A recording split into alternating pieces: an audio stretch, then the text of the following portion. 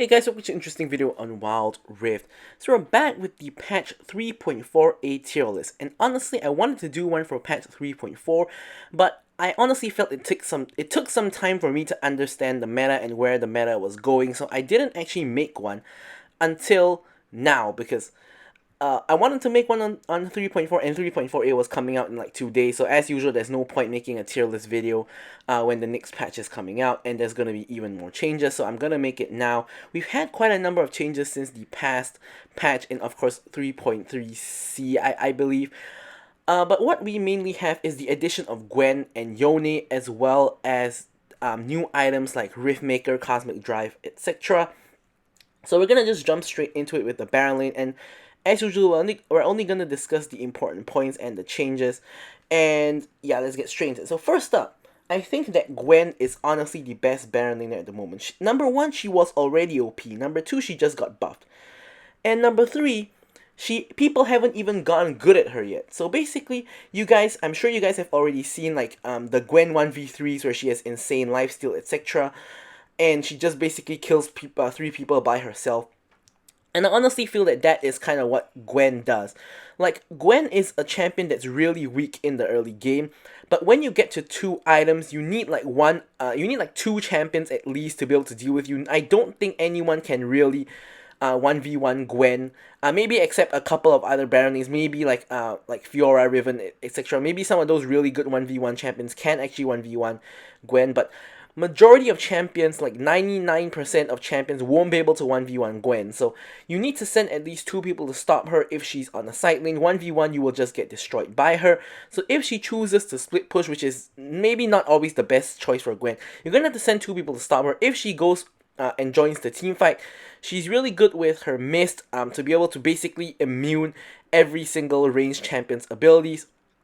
She can do large AoE with her true damage snips and her ultimate as well, and at the same time have insane amounts of lifesteal. So basically, she has everything you really need to succeed. So really, I think she's really strong. It's just that, number one, people haven't really gotten good at her yet, and number two, way too many people are playing her wrong, which is that when you're in the laning phase, you have to be really conservative because you aren't strong yet. You need to get your like Nashor's Tooth and Riftmaker first before you actually get strong. So people need to actually wait for that point first and not like 1v1 the enemy Baron laner when she's like, you know, level 5 or something, because you aren't really gonna win.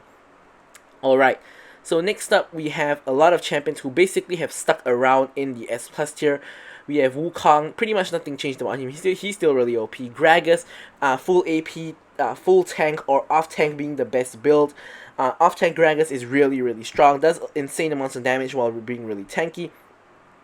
Garen in Wild Rift pretty much has always been there because he's always just so tanky with the silence, execute, ultimate, etc. And we have the new kid on the block, Yone. So Yone, in my opinion, way better in the mid lane or jungle compared to the Baron lane, because in the Baron lane, same story as like a lot of other champions, his matchups aren't really very good in the Baron lane. But the issue is, in my opinion, I think Yone is really strong on release. So I think that just because of how strong his base stats and his base numbers and just how strong Yone is at the current moment, I still think he's really good in the Baron lane. But as you guys can see, I didn't rank him as high as Gwen. He's a little bit worse in the Baron lane than other roles, but he is still really strong because when you eventually get out of the laning phase in team fights, etc., you're gonna be really strong. Renekton, Camille, Fiora all still up there, and now someone who's up and coming is Akali. So Akali, the main thing that changed is the addition of Riftmaker. So Riftmaker is insane for Akali because Akali stays in combat for really long, so it's really easy to reach max stacks of the Riftmaker.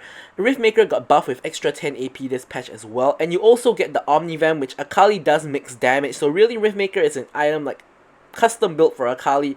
You couldn't really ask for more. But the issue is, in the Baron lane, people are way too tanky for you to assassinate. So it's really hard to start your snowball going if you're in the Baron lane, and you can only roam to the mid lane to sort of try to get kills that way. So Akali isn't too good in the Baron lane, but we'll talk a little bit more about her when we reach the mid lane. Pretty much, the rest of the S tier pretty much just remains the same because the main changes are to AP items, and I will say that Set is actually a little bit weaker now than what he was, but in my opinion, not enough to drop him down a whole tier or a whole lot of spots because of Serpent's Fang.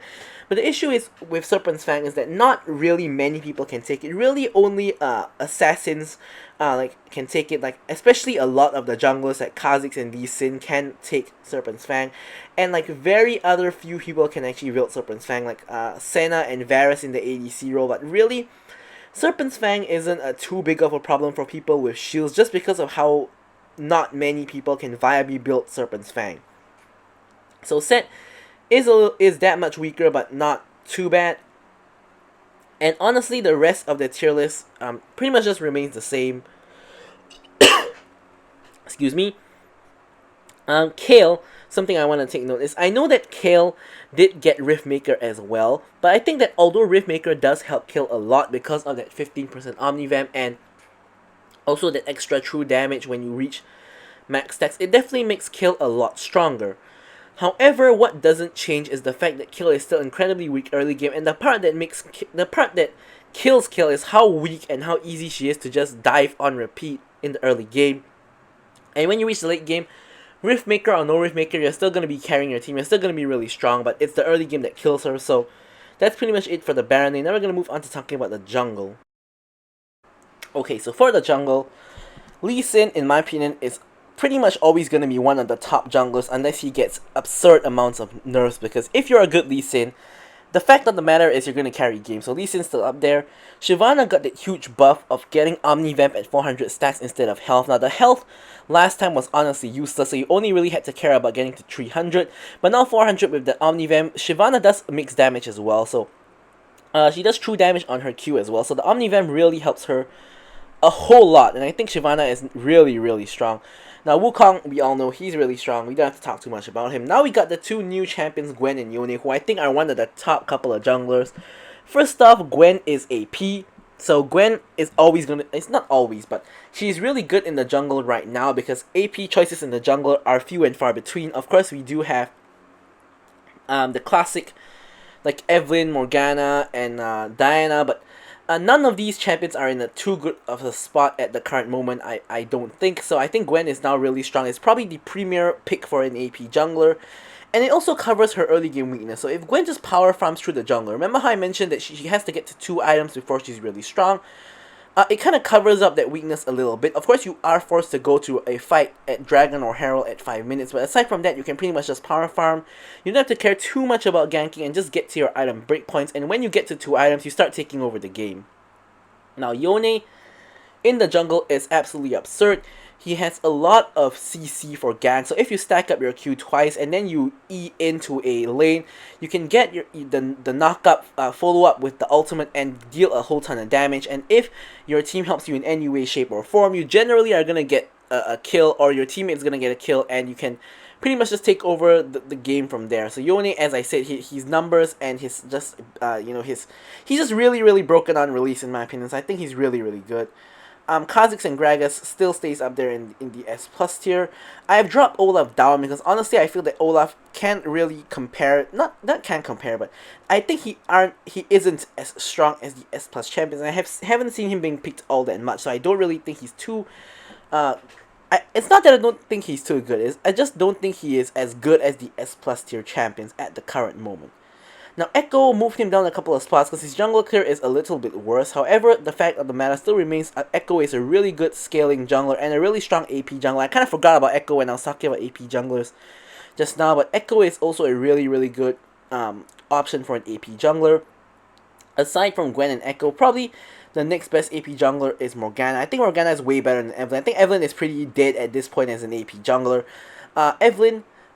Morgana, I think, has a lot of utility, of course, with her binding, with her black shield, and in the jungle when you get farmed, you can get a lot of AP items, and her W starts hurting a lot as well. Now, Camille, after getting so many nerfs, even though she just got her W buffed, I think has dropped down a peg, because a lot of people can do a lot better in the jungle compared to her, because she's pretty much just a ganking machine, and Vi and Jarvan are way better, and Nunu, in fact, are way better than ganking than her at the current moment, in my opinion. Graves, in my opinion, is always going to be at least A+, because in solo queue, he's one of the hardest carry junglers when you can get to like 2-3 items and get to the late game. Nautilus, I actually think is really good in the jungle now as a tank because of how many buffs he received over the past couple of patches. I think Nautilus is really strong as a jungler at the current moment. So Nautilus, I think, does move up a little bit on the tier list in my opinion. And the rest, I did drop Jax down because I think Jax and Master Yi are now about the same, and I think that normally if you want to pick Jax, you might as well pick Master Yi because both of them are really like late game scaling champions. But Master Yi, in my opinion, has harder carry potential than Jax.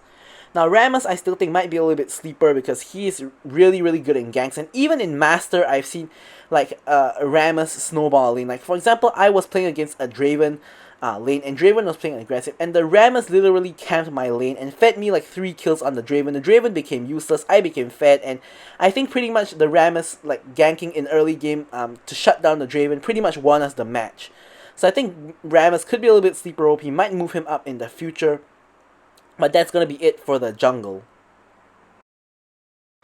Alright, so now talking about the mid lane, and honestly, I know what you guys are thinking because I'm thinking this as well. This is absurd. How many champions are good in like in the mid lane? Like look at the S plus tier, look at the S tier. I was thinking really long and hard about this, but I really couldn't find people to move down because really there are so many good champions in the mid lane at the moment. Akali, we've talked a little bit about her in the Baron lane. With that Riftmaker and like with the Oblivion Orb adjustments, etc., Akali is so strong right now. If you're good at Akali, you can kill like multiple people within one fight and barely take any damage if you are good. Like Akali, really strong at the moment. Kassadin still really good even though he's been getting nerfed the past like 2 patches. Diana, with the new Riftmaker as well, really strong. Does insane amounts of damage, big utility with the ult, a lot of mobility with her E. You know, she's pretty much been in the S plus tier this whole time. Yone, we've talked about him twice already. I don't think I'm gonna have to talk about him again. Basically, he's just really strong, and in the mid lane even more so that people are a lot easier to kill. Although he's not the best in the early game, he does need a couple items to come online. Ahri, honestly, she's still really good. It's just that the champions above her are just better than her at the moment. She did get a slight nerf on her ult as well, but I still think that she's really strong. Karma got a slight nerf as well. She's really strong as well. Gragas, we talked about him twice already. Ziggs, I honestly feel he is still in the S plus tier. I know a lot of people have started moving him down, but I played against so many Ziggs that gotten like relatively fat, and like one bomb does like a third of my HP, and like one ult chunks like 2/3 of my HP. Like it's insane. Like you can't play against a Ziggs if he gets fed, and somehow Ziggs always gets fed. Like I don't know if the mid laner is inting or what, but Ziggs I think is still really strong. Yasuo as well, getting the base AD buff as well as the ult buff. I think he's really strong if you're good at him. Yasuo can carry games very easily. So I'm really afraid of Yasuo. I ban him pretty much in all of my games. And I think Yasuo is really strong. Now in the S tier, pretty much we have the best of the rest. We have Echo, Galio, we have Katarina, Orianna, Veigar, Corki, Zed, and Akshan, as you guys can see. Pretty much they're all really strong as well. I think you couldn't go too wrong with picking anybody in the S plus or the S tier. Honestly, I think mid lane has the largest pool of champions that are good at the moment. Just look at how many picks there are in the S plus or S tier. Any of these picks can easily carry a game for you and your team. Now, in the rest of the tier list, pretty much everything just remains the same in the like rest of the tier list. I know there have been a lot of like AP item adjustments, but honestly, not too much has changed for like the rest of the crew. So we're gonna move on to talking about ADCs right now. Alright, so now my main role. I've moved quite a few champions around, and I'm gonna explain why. So the first up, the biggest change we have is I moved up Ashe and Miss Fortune from A to A plus tier. Honestly, I feel that every ADC is kind of viable at this current stage of the game. Maybe aside from Akshan. I think Akshan in ADC role is a little bit troll. But I think every ADC in the game is viable to a very large extent at the moment. I'm going to quickly go down one by one. Now, Lucian, obviously, insane early game. And he has like a couple of viable builds. Now, some builds involve not going for Stormrazor. Same with Xayah. And I'm still testing out these builds. Might make videos on them. But like Lucian is really strong. Kai'Sa still has always been strong for like the past over a year, and always pretty much stuck in the S plus tier. Very good assassination potential, really good carry potential, really good in both early and late game. Xayah is the best ADC for safety, of course, with that ult and with the feathers. Really hard for people to run into her. Caitlyn, I honestly think she has to be S plus 2. She's so strong, insane range, and just carries really hard when she gets fed. And she's also really strong because at the current moment, Samira, Vayne, Kai'Sa, and Lucian are all really strong. And all four of them have really low range. So Caitlyn can bully them really, really hard in lane. Caitlyn is a really good pick, counter pick against all four of these champions. And you can really destroy them in lane and make their life a misery. I think I'm going to be doing a Caitlyn video real soon, so you guys will see when that video comes out. And Vayne still really strong. Probably one of the hardest carry ADCs. Really good against tanks and really good in the late game. And Samira, I've kind of reluctantly moved her up to the S plus tier because I don't think she's the same tier as the other champions in the S tier. Because now, with the new like QS, not even new, but like now with the QSS, you can ult QSS and pretty much immune CC, and I've played Samira into some heavy CC teams and still managed to carry, so I think that if you're a good enough Samira player, you can actually try to kind of play even into heavy CC teams and still find success. So I think Samira like barely hangs onto the bottom of the S plus tier. Tristana, insane snowballing hard carry champion. Ezreal, really good poke, safe champion. Draven, we all know if you're good at Draven, you can carry games. Varus, really good against especially high shielding because he can go for like the Serpent's Fang and kind of just cut their shielding. Really safe, really long range, really strong poke. Jinx, one of the best hyper carries if you have a support or a team that can frontline and protect and peel for you. Corki, your best AP option.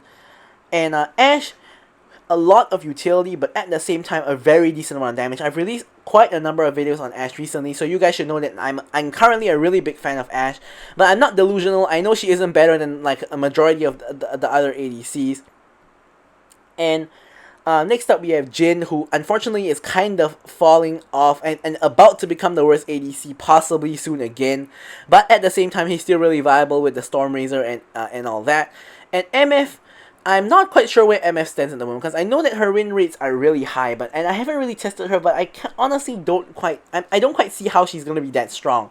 So we're gonna have to see. I'm gonna probably test her out, maybe make a video on her if it goes well, but MF, I'm not quite sure where she stands right now. And Fasting Senna is really, really good as well, but she's really slow. Like, there are games where you just never really get scale up to the point where you can actually be useful. But with the new Spectral Sickle, she's really, really strong. And farming Senna and Akshan is kind of troll, even though they're like in the A tier. But yeah, so now we're going to talk about supports. So probably the biggest change of patch 3.4 is the addition of support items. So support items have made it such that supports now have a lot higher gold income. Even with the nerf in patch 3.4a, supports still have a lot better gold income and pretty much kind of comparable gold to the carry, honestly. So supports now are in a really good spot at the moment. And one thing I forgot to add into the tier list is actually Ashe support. I think Ashe support probably is somewhere toward the bottom side of the S tier, because with the poke, you can get a lot of gold from the Spectral Sickle. You get a lot of utility from items like the Black Cleaver, like the Manamune, and like Imperial Mandate, boosting your damage and other people's damage to the people that you poke as well. So I think Ashe support somewhere towards the bottom of the S tier. Now we're going to talk about the S plus tier. So Karma, they did just nerf her, but in my opinion, she is still the best support in the game. Insane poke, insane mobility, and with mobility and utility with her E, a lot of CC with her W and her ult. She's just insane, honestly. She's been so strong since release, and she is still really, really strong. Now Nami has always been good, but now with Imperial Mandate, she is way better. She is able to proc Imperial Mandate with her E, so she can stay really safe while proccing Imperial Mandate when she uses E on her carry, and the carry can proc Imperial Mandate for her. So she's really, really strong. Lulu does still really strong as well, and since it's kind of a solo queue tier list, Senna has to be up there because with the Spectral Sickle, she gets a lot of gold. She can go for a more carry-oriented build and possibly carry people in the fight. And who else can carry as well is Lux. So Lux normally now goes just for full AP, but she also has the new Protect enchant, and she has huge shielding on her W. Now, her shielding on her W is already huge, but with the Protect enchant, you can shield more than half of someone's HP, and it's absolutely insane. It's absolutely ridiculous. Lux, how much Lux shield can be and how much damage she does at the same time. I think Lux is really, really strong at the moment. Now, Nautilus has received a whole bunch of buffs and is really just getting better and better, honestly. I think Nautilus is actually in a really good spot at the moment. It's just that he isn't really very popular with people. And as a result, he's just getting buffed non-stop. Now, Soraka with the new Protect enchant is insane. Using Protect enchant with her W can heal someone like more than half of someone's HP, and using Protect enchant with her ultimate heals her whole team by absurd amounts. I think Soraka is actually really strong at the moment and really, really underrated. Same goes with Janna. Janna with Protect enchant does insane healing with her ult as well. And also just Janna is really good against a lot of like champions, counters a lot of champions really, really well, like Akali, for example, who's really rampant in the meta at the moment. Now, I've moved Alistar and Pyke down just because I don't think they're as good as the S tier champions, but they're still really good. And Yuumi has fallen off a cliff. Now, Yuumi used to be like one of the two best supports, the other one being Karma, but after she got the rework, the mini rework of pretty much cutting her heal in half and instead making such that you have to hit 3 times, so it's a DPS heal instead of a burst heal now, she pretty much just died. Basically, no one wants to pick Yuumi anymore, and Yuumi is really not strong at all anymore because the heal that she gives is no longer a ridiculous amount, and I think they might have had a hidden nerf on Yuumi where her shield is not permanent anymore as well, because I do see that the shield just expires after a while, so Yuumi pretty much is dead. I put her in A+ because the stat she gives to the champion she attaches to is still pretty insane, and especially on combined with like strong champions at the moment like Akali could still be really good, but honestly I think Yuumi might be dropping down in future tier lists at this point. And the rest of the tier list pretty much remains the same. So alright guys, thank you guys so much for watching the video, and goodbye.